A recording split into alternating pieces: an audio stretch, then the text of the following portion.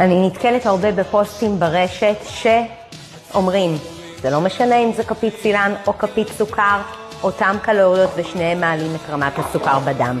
זה לא משנה אם זה כפית נוטלה או כפית חמאת בוטנים, יש בזה את אותה כמות קלוריות. ואני ממש מעוניינת לדבר רגע למה זה לא נכון ולמה זה סופר חשוב להסתכל על ההרכב.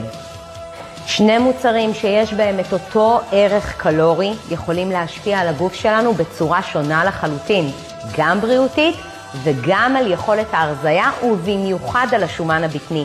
זה הופך להיות עוד יותר קריטי כשאנחנו מדברות על טרום גיל המעבר וגיל המעבר.